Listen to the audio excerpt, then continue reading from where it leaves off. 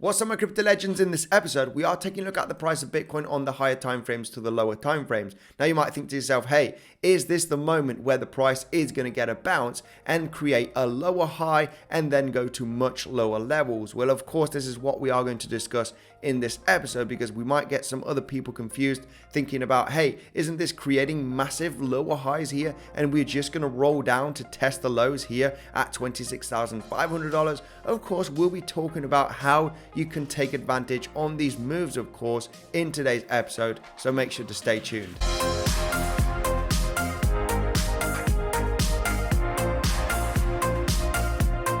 Hi there, Andy here. Welcome back to another episode of Bitcoinsensus. Let's dive in here straight into the Bitcoin chart, and let's keep this nice and short and sweet, guys, with the pure technical analysis, keeping it really easy and simple to understand the movements of the market. Now, you might ask yourself, hey, is the price going to roll down from these levels, or are we going to get a larger relief rally? Well, first of all, let's just talk about the support level here of $27,000. This was a low also created on the 3rd of April, as you can see right over here, and we are holding very nicely, creating that failed breakdown just yesterday. So this is a failed breakdown. As you can see, this could be a nice double bottom in the immediate short term. Yes, the price action has been bearish the last few days, but we could have a large relief rally as we are getting supported from this range.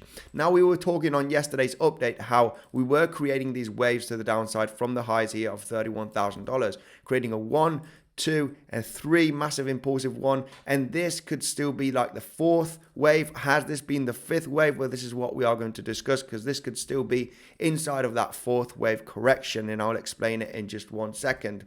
We're going to talk about the strongest resistance zones that we do have if we do get that relief pump, because I strongly believe if the relief pump does happen, this is not going to make me insanely bullish. Of course, these are levels I will be looking for shorting, okay, to create that lower high for that continuation of the correction that could happen for Bitcoin in the coming weeks. Of course, if you are interested in more short-term trading where we are talking about, the major resistance levels such as here, and also this support level where we have been getting, the bounce here as a failed breakout right over here, make sure to join the Legends trading community. All right, we do talk about these setups. I do post daily updates, all right, small videos on the levels. We were very much aware of that failed breakout of 27,900 range where we're likely going to get that rejection, and if we were to get that rejection, of course, we were looking for that move back down to 27,100 level, as you can see here after that playing out the failed breakout. A bit of guidance here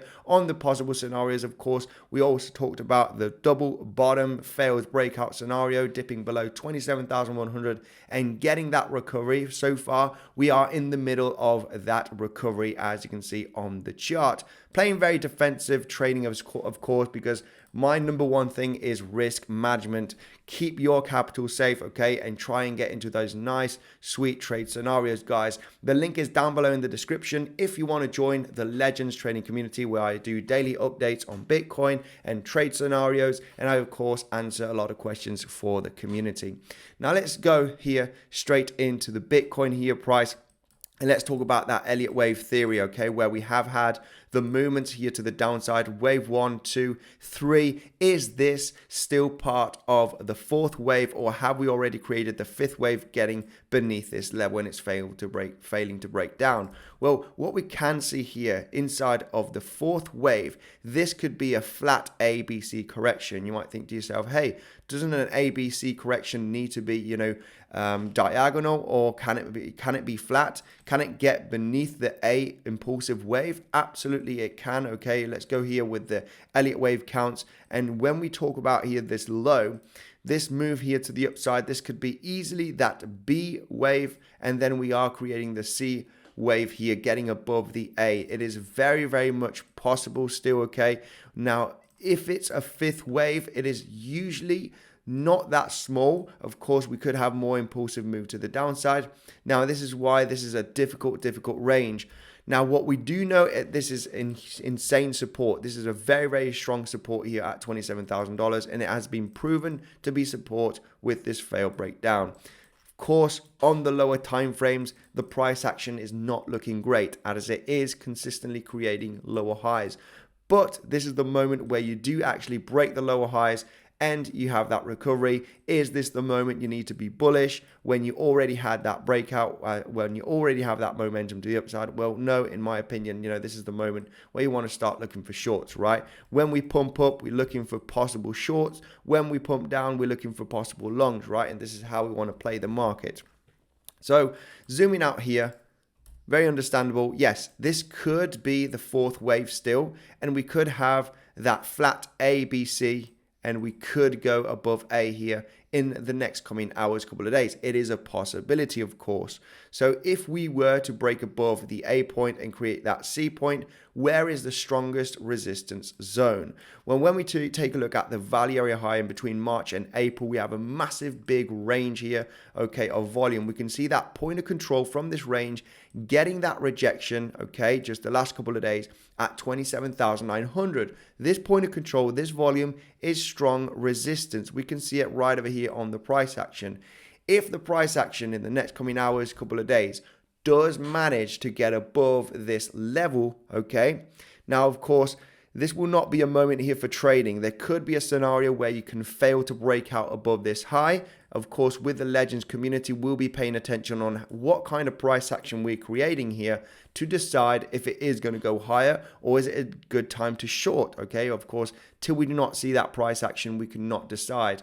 We could slice through this level, and my next level of interest is going to be in between 28,300 and 28,500. You might ask yourself why? Well, of course, we have tested this high right over here, and we have tested this low right over here. So if we were to get above this level, the last lower highs is around about $28,350. All of these last lower highs would be a zone where I think there's a lot of liquidity and they can be tested. You could actually fail to break above these levels, just grab that liquidity and then have that continuation to the downside.